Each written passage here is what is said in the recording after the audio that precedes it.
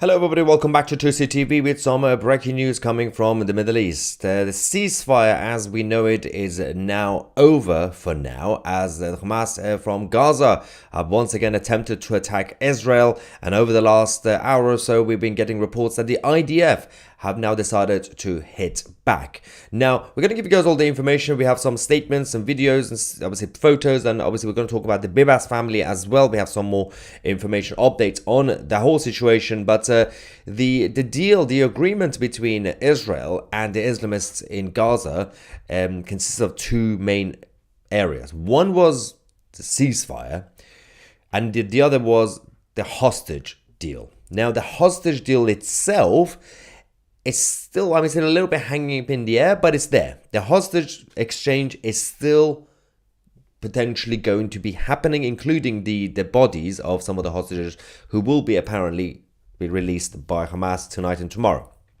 So you got the hostage part of it, the exchange with the prisoners, with the criminals, Palestinian criminals.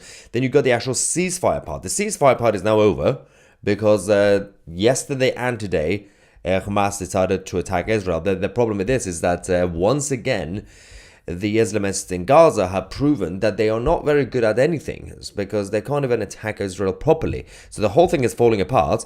I'm going to explain what that means, by the way. So we'll give you guys all the information that we have on this. Don't forget, we have our documentary Groomed being released this Sunday at 9 p.m. UK time, led by Sammy Woodhouse. You can watch that on 2C TV by going on 2C.tv and using the promo code DOC10. You get 10% off annual memberships. Do it today and you will get access to everything else that we have. We have more documentaries coming as well. Now, let's talk about what's been going on with these idiots. So they know that they are basically on the final countdown because there is no real leadership. And as you guys have, if you have been following 2CTV, we've been telling you guys about the internal division at the top of the so-called leadership of Hamas. They are briefing against each other to the friendly media. That includes Al Jazeera and Reuters and those guys. So one person comes out to say one thing, the other Hamas idiot will come and say, no, well, we don't know what he's talking about. We're not doing that. It's just been like this back and forth over the last week. I think what they've been doing, including these ceremonies that they do to release hostages, has been backfiring on some of them because some of them, I think they're panicking. They knew that the Israelis are going to be fighting back. So this is the image that we have. The IDF announced that a short time ago, one rocket launch from the Gaza Strip was detected and then fell inside the strip itself. The details are being examined. So this is the second one, by the way. 2 days in a row, Gaza decided to hit Israel. They accidentally hit Gaza. Now, the Palestinian side continue to claim victory, right? The problem with this is that everything that the Palestinian side have been doing in Gaza, including the fact that they came out and proved that they were using residential areas to hold some of the hostages, this thing is going to be making it a lot harder for the post-Hamas project in Gaza. Considering what's happened again today, the Israelis didn't really react much yesterday, but today, second time Palestinians tried to attack Israel, the IDF said, we're going to hit them back. So this is the latest image that we have from Gaza. The Israeli Air Force targeted a launch site earlier near Khan Yunis in southern parts of the Gaza Strip after a rocket was launched and fell in the Gaza Strip itself. So what they decided to do, they actually hit the place where the rocket was launched. Do you remember before the 7th of October, what Hamas used to do was they used to use schools and hospitals and similar residential areas to launch rockets from. And so that if the IDF hit back, they're going to hit the school or the hospital, and then the Jews are going to get the blame. The thing about this is that there's not much left in those parts, especially near Rafah. So it is now easily identifiable if you, as a Palestinian, launch a rocket from one place, the IDF know exactly where you are. So they decided to hit back to clean up some of the mess anyway. But then the IDF continued the operation, the hit back. They have also attacked a salt warehouse in the southern part of Gaza. I'm guessing they believe that their intelligence showed that the salt warehouse should have been a target, because they clearly have seen movement of the Palestinian side trying to regroup or launch more rockets from there. The thing is, if you're a normal Israeli right now, you shouldn't really worry, because firstly, if the rocket actually crosses the border, the Iron Dome is there, but they don't seem to be that good at launching rockets. And by the way, we joke, but there's a reason for this, because most of the Palestinian side who were more professional and competent, they've all been eliminated. So after the 7th of October, so the people who did the invasion, they were the smart people. They were the clever ones. They're like, okay, we're going to plot this, we're going to do this, even though it was a suicide mission. But since then, most of the actual senior commanders and the people who knew exactly even how to use a rocket launcher, they're dead. So obviously you got a bunch of interns trying to play with rockets. They're hitting their own people. So it's so embarrassing. So this is the main reason that they can't even actually target Israel properly. Even if they do it, the Iron Dome is there, but they can't even do it properly. Anyway, so we've got that going on. This is the salt warehouse. Another photo that we have from the explosion. This is the IDF, well, the Israeli Air Force, hitting this warehouse in retaliation to what the Palestinian side did earlier today. But we also have some updates, because as I said, you got two parts of this deal. One is the ceasefire, the other is the hostages deal. The ceasefire is now clearly finished, but at least for now. I mean, they could go back to being quiet, because the Israelis were not really hit much, so there's no need for them to, for example, go and destroy all of the Hamas side in Gaza. I mean, there are a number of reasons why they should, but they don't have to right now. But the first part is the ceasefire part. The second part is the hostages deal. So on that front, we do have some updates. So both sides basically also paused the hostages deal, right, over the last week or so. The initial report stated from Israel that the release of over 600 Palestinian terrorists was set to begin at 11 p.m. local time tonight. So that was the first report that we got. That, okay, so the Israelis are still going to be releasing the terrorists. It's over 600, by the way. Over 600 criminals. Then we discovered that they said, oh, by the way, if the Palestinian side do not release the bodies of the hostages, the Israeli hostages, and are positively identified, we're not going to do it. So we have to wait for Hamas to see what they're going to be doing. They have said they're going to release, by the way. We do have an update from the leadership in Gaza as well. Despite both sides hitting each other today, the bodies of 4 hostages will be turned over tonight at 11 p.m. as Israel demanded by Hamas, as part of the phase 1 of this exchange deal. Now, 602 Palestinian criminals will be released tomorrow if, as we said, if the 4 bodies are released tonight at 11 p.m. local time. And then obviously the Israeli government have to positively identify them to make sure they're the right people, right? So that the whole Bibas thing doesn't happen again. Following that, tomorrow, under the supervision of Egypt, the Israelis will be releasing over 600 of the terrorists, which is not good news in exchange for 4 dead bodies. That's it's a very the bargain is been a little bit weird, right? So, having said that, we got that to deal with. The Israelis have also been busy in the northern parts as well. Obviously, they've been dealing with Syria, but also Lebanon. The IDF announced that an Israeli Air Force strike targeted a key Hezbollah operative in Unit 4400 in Lebanon's Al-Qatar region. The terrorist involved in repeated weapons transfers to Hezbollah was struck while planning additional shipments, violating the Israel-Lebanon agreement. Hezbollah units will also continue to smuggle weapons, as they have actually been claiming publicly as well, which poses a direct threat to the state of Israel. The IRGC are fully now using their proxies as a human shield. This is not a good tactic. It's not even a good long-term strategy. Usually they've been very smart about this, right? How to grow Hezbollah, how to grow Hamas in both parts. But now they seem to be desperate. So the Islamic Republic are basically telling all these proxies, including Hezbollah, don't worry about it. Just do it. We're going to send you the transfer, even though it's going to get exposed, even though the Israelis are now furious any tiny movement in Lebanon, they're going to hit. And they did it. And the reason they hit Gaza twice today in retaliation for what Hamas did was, even though the Palestinian side, as I said, they couldn't launch a rocket properly, they hit Gaza. It was to send a message saying, we don't really care. You ended the ceasefire. You're responsible, but we're not going to take the bait. And now there are a lot of people out there, the pro-Israeli side, saying, come on, it's time. Go back in, destroy the whole thing. But obviously, there are those who say, well, wait, there's still got some hostages left. Okay. So the approach seems to be from Netanyahu's government, we're going to hit back Gaza. Obviously, the Lebanon operation is a whole different thing anyway. There is also an agreement, technically, with Hezbollah, but both sides have been hitting each other over the last couple of months. There's no real ceasefire, basically, right? On a technical level. But with Gaza, they just sent a message saying, anywhere we see movement, we're going to hit it. And they don't really care where it is. So that's the situation in Gaza. That's the situation in Lebanon. Going to the update that we have about the Bibas family.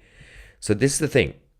We've now discovered that the Palestinians were keeping the bodies of Shiri, Ariel, and Kfir Bibas in the tunnel beneath a cemetery in Gaza. So this is the exact location of, you can see the cemetery in the red area, and the prayer rooms on the right hand side, the living quarters, and you can actually see the tunnel network in that section as well. And the Eastern Battalion Commanders area was on the north part of it. By the way, it's a very, very small area. You can just walk through it. And it's this very small cemetery as well.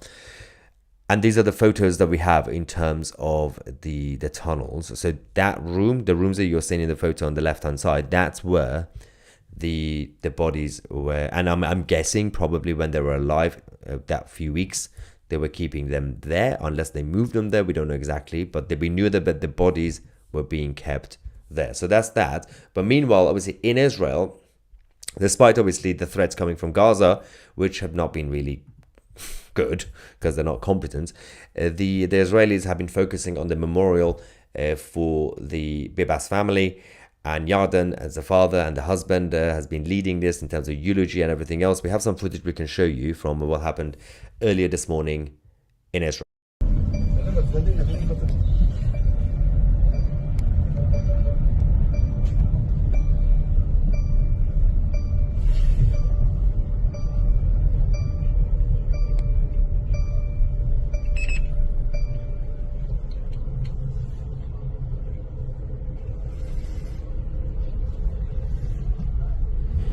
So you can see that the orange balloons were being sent up. Actually, the Prime Minister, when he went to trial at the court today, he also wore an orange tie. There has been a bit of a clash between the Bibas family and Netanyahu, because the Bibas family, so the relatives of Shiri, are not happy that the Prime Minister of the country, who's fighting for the safety of the country and the release of the hostages, is talking about the Bibas family and showing the pictures of Shiri and the babies. So this is what you're dealing with now. So they're angry. They're demanding that the Prime Minister of the country doesn't talk about this family, because they're saying he's making political points. It's his job to go on the international stage to tell the whole world, right? He's the representative of your country. Even if you don't like him politically, that doesn't matter. But so there's this clash has been going on, which is like really weird as usual. But we can actually show you the eulogy, the speech that was made by Yarden Bibas himself. The video quality is not good, but we do have the subtitles for you guys. We translated this so that those of you who don't speak the language, you can actually hear that. Let's go to Yarden. שאני ממהר להגיד, אני אוהב אותך. אז שירי, אני אגלה לך. אהבתי אותך כבר אז שאמרתי לך מי אמור. שירי, אני אוהב אותך ותמיד אוהב אותך. שירי, את הכל בשבילי. את האישה והאימא הכי טובה שיש. שירי, את החברה הכי טובה שלי. מישמיש, זה הכינוי שלך. מי יעזור לי לקבל החלטות עכשיו? איך אני אמור לקבל החלטות בלעדייך? את זוכרת את ההחלטה האחרונה שלנו בממ"ד? שאלתי אותך, נלחמים או נכנעים? אמרת לי נלחמים, אז נלחמתי. שירי, אני מצטער שלא הצלחתי להגן עליכם. אם רק הייתי יודע מה יקרה, לא הייתי יורה. אני חושב על כל מה שעברנו ביחד, ויש כל כך הרבה זיכרונות טובים. אני זוכר את הלידות של כפיר ושל אריאל וכפיר. אני זוכר את הימים שהיינו יושבים בבית או בבית קפה לבד ומדברים הרבה. על הכל מהכל. זה היה כיף. אני מתגעגע לזה וזה חסר לי. שירי, הנוכחות שלך חסרה לי מאוד. אני רוצה לספר לך על כל מה שקורה פה בארץ ובעולם. שירי, כולם מכירים ואוהבים אותנו, את לא מבינה איזה הזוי כל הטירוף הזה. שירי, אנשים אומרים לי שהם תמיד יהיו לצידי, אבל הם לא את. אז בבקשה תישארי לידי ואל תלכי רחוק. שירי, זה הכי קרוב שאני אלייך מאז 7 באוקטובר, ואני לא יכול לנשק אותך ולחבק אותך, וזה שובר אותי והורג אותי. שירי, בבקשה תשמרי עליי. תשמרי עליי מפני החלטות גרועות, תשמרי עליי מפני דברים רעים, ותשמרי עליי מפני עצמי. תשמרי עליי שלא אשקע בחשיכה. מישמיש, אני אוהב אותך. צ'וקי, זה אריאל. אתה הפכת אותי לאבא. אתה הפכת אותנו למשפחה. אתה לימדת אותי מה באמת חשוב בחיים ועל אחריות. ביום שנולדת אני התבגרתי ברגע אחד בזכותך. אתה לימדת אותי כל כך הרבה על עצמי ואני רוצה להגיד לך תודה. אז תודה, אהוב שלי. אריאל, אני מקווה שאתה לא כועס עליי שלא הצלחתי להגן עליכם כמו שצריך ושלא הייתי שם בשבילכם. אני מקווה שאתה יודע שחשבתי עליך כל יום וכל דקה. אני מקווה שאתה נהנה בגן עדן. אני בטוח שאתה מצחיק את כל המלאכים עם השטויות והחיקויים שלך. אני מקווה שיש מלא פרפרים שאתה יכול להסתכל עליהם כמו שעשית בפיקניקים שלנו. צ'וקי, תיזהר שאתה יורד מהענן, שלא תדרוך על טוני. תלמד כפיר את כל החיקויים שלך ותצחיק את כולם שם למעלה. אריאל, אני אוהב אותך. הכי בעולם, תמיד בעולם. ממש כמו שאתה היית אומר לנו. פופיק, זה הכינוי של כפיר בבית. לא חשבתי שהמשפחה שלנו יכולה להיות יותר מושלמת. ואז אתה באת ועשית אותה עוד יותר מושלמת. אני זוכר את הלידה שלך, אני זוכר שבאמצע הלידה המיילדת עצרה הכל. אמא ואני נבהלנו, פחדנו, חשבנו שקרה משהו, אבל זה היה רק כדי להגיד לנו שיש לנו עוד ג'ינג'י. אמא ואני צחקנו ושמחנו. הכנסת עוד אור ואושר לבית הקטן שלנו. באת עם הצחוק והחיוך המתוק והכובש שלך ואני התמכרתי בשנייה. אי אפשר היה שלא לנשנש אותך כל הזמן. כפיר, אני מצטער שלא שמרתי עליכם טוב יותר. אבל חשוב לי שתדע שאני אוהב אותך מאוד, ואני מתגעגע אליך מאוד. אני מתגעגע לנשנש אותך ולשמוע אותך צוחק. אני מתגעגע למשחקים שלנו בבוקר כשאמא הייתה מבקשת שאני אשמור עליך לפני שאני הולך לעבודה. כל כך אהבתי את הרגעים הקטנים האלה והם חסרים לי היום יותר מתמיד. כפיר, אני אוהב אותך הכי בעולם, תמיד בעולם. יש לי עוד המון דברים להגיד לכם, אבל אני אשמור אותם כשנהיה לבד. לבד. That was Yardan Bibas, of course, a very powerful speech and eulogy, and yeah, it's tough. It's been a rough day, of course, for humanity in general, but the threat is still there. The Islamic Republic of Iran have now been bragging about their achievements when it comes to the nuclear program as well. Iran has now said they have accelerated the production of 60% enriched uranium, nearing weapons grade levels. Obviously, tensions are now with the US and Donald Trump is rising. Iran's stockpile has now grown to 274.8 kilogram by the 8th of February, up 92.5 kilograms since November. That is huge. Now, reports warn that Iran, the only non-nuclear state producing such material, poses a serious concern. We already know that. 42 kilogram of 60% of uranium is not enough, but it is getting very close to, obviously, if it gets closer to 90%, that is basically ready. And the Iranian regime are working very hard and very fast to make sure they get to that point, even though, if you remember, about 15-20 years ago, the Iranian regime propaganda was, we just want nuclear energy. Yeah, we are very green. Yeah, sure. Yeah, of course. So that's obviously the whole situation with that. So let's see what you guys are saying. We have, there we go. Get ready. We got a number of trolls in the live chat. Let's go to them and then we'll get to some friendly ones as well. Always put the trolls first. You are dishonest. Is not, has violate, is not... That's not a word, but okay. I'm going to have to translate that to something. Is not, has, I think that's Israel. Israel has violated the ceasefire multiple times in Lebanon and Gaza. It's not true. I'll explain why. And everyone saw them fly over the funeral in Lebanon. That clear violation of sovereign airspace. No, it's not true. So the agreement with Gaza, Hamas hit first. I mean, they hit themselves, but they tried to hit, so this still counts. Israel hit back anyway. With Lebanon, the deal with Lebanon and obviously the Hezbollah situation from day one over the last couple of months, it was clear. It was written and it was clear. They said Israel is not going to go anywhere, and any movement, any sort of maneuver or regrouping by Hezbollah, Israel will be allowed to hit. The Lebanese military are also allowed to hit. So we have had the Israeli side hitting Hezbollah a few times because Hezbollah have been breaking the agreement by regrouping. Israel was allowed, both sides signed the agreement, agreeing that Israel was still going to be there. They're still going to be monitoring the situation alongside the Lebanese armed forces. So every time Hezbollah did something weird, the Israelis were allowed to hit. And that's why Hezbollah haven't really decided to, because, well, they're not able to fully attack Israel because no one knows who's in charge anymore. But they haven't actually been kicking off because they know they're in the wrong. Similar but very different agreement with Hamas in Gaza. You hit, you're going to get hit back. You already broke the ceasefire, you're going to get hit back. That's kind of common sense anyway.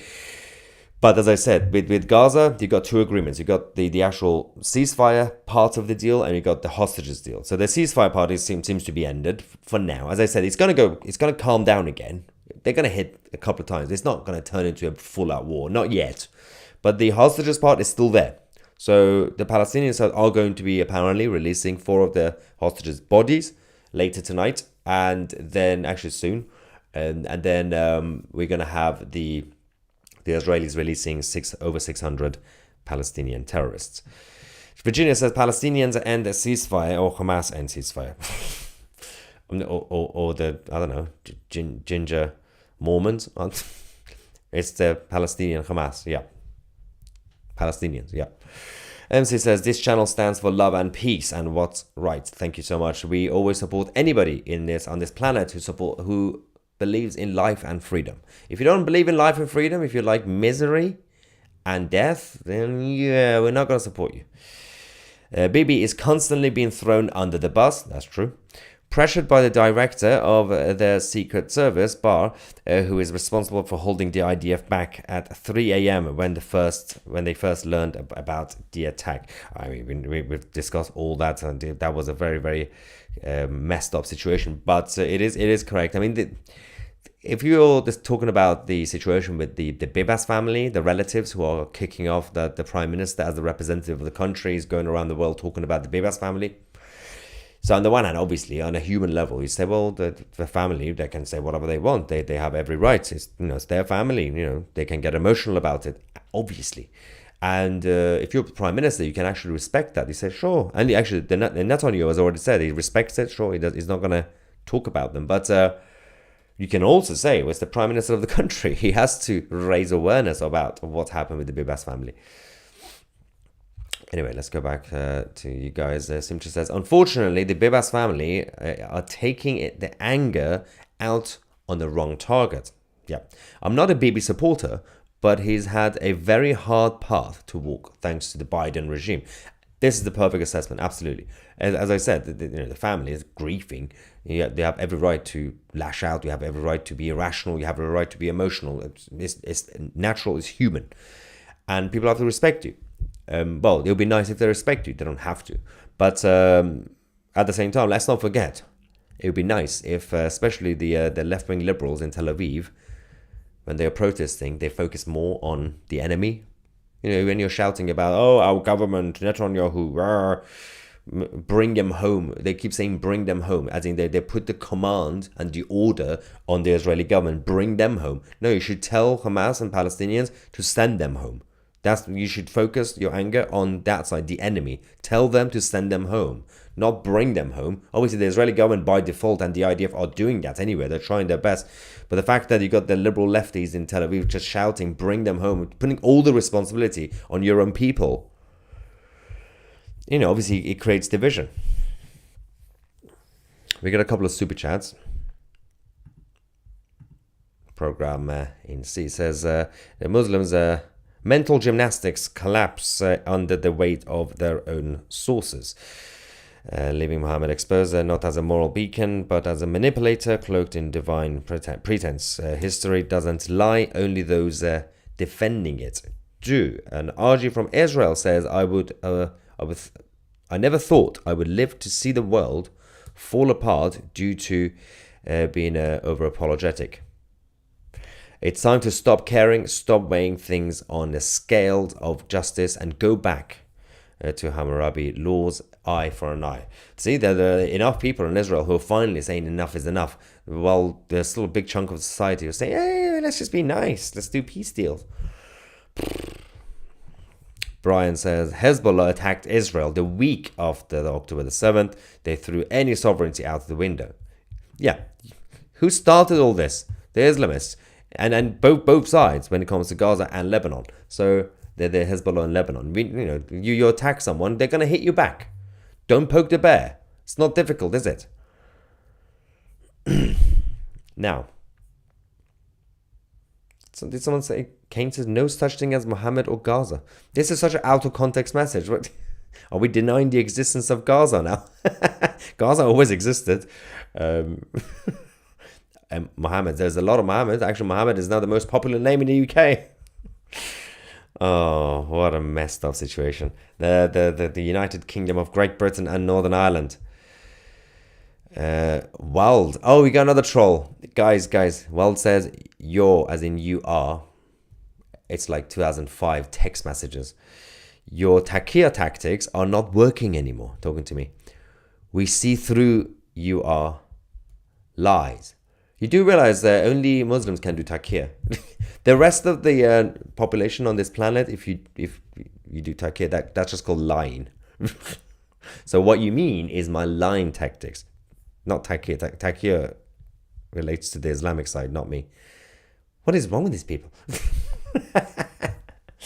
All right, let's see if this Wald person will return with another comment, hopefully with better spelling. That would be nice. All right, so yeah, this guy. That's the one who was saying Israel broke the ceasefire with Hezbollah. Who gave you a copy of the ceasefire agreements? You do realize you can just go. It's not difficult to find out what the agreements are saying. There's a website, by the way. It's fresh. It's called google.com.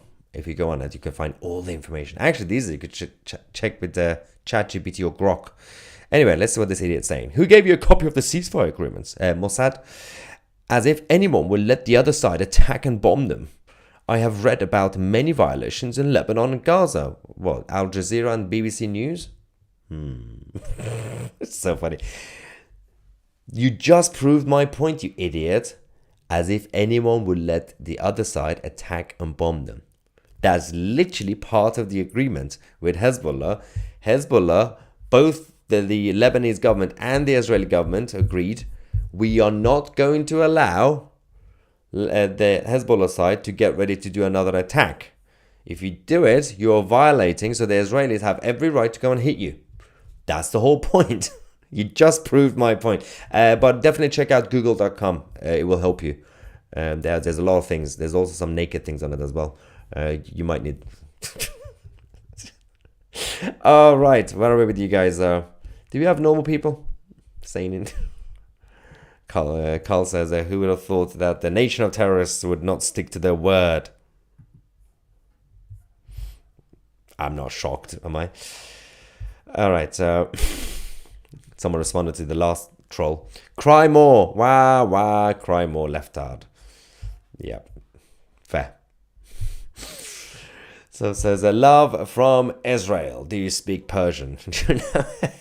I speak okay. I fully understand it, obviously, but I can't really make a proper speech. I'll just repeat the same words. But I do speak well. I've been told by my fiance, Danielle, that we have to teach our kids some Persian at least so they could be bilingual. So we'll teach them something. I want to teach them German, just in case, in case the Germans return. It's not Islamism that's the cause, it's Islam. Yeah, we know that. It's Muhammad and his book. the whole Islam is the issue. Islamism is just the actual political ideology. Islamism is basically the ideology that you can be Islamic or non-Islamic, but you can still be Islamist. It's about supporting. It's like communists and Marxists. You don't have to be from where Karl Marx was from. You can be Canadian and you can still be a Marxist and believe in Marxism, for example. So, yeah, you can be a white ginger from Wales and be an Islamist. But obviously, the Islamic side as well. So, but yeah, it's Islam. That's the problem, not necessarily the other parts. Right. What do we have?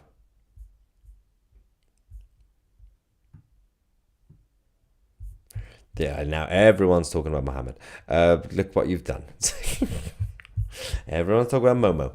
All right, super chat from David. Thank you, saying window licking trolls day out today. Oh yeah, it is Wednesday afternoon. They got nothing else to do, and they have come here to play and help the 2C YouTube algorithm. Hit the like button and join 2C Plus. David, I'm gonna have to pay you commission now. David gave us a good reminder.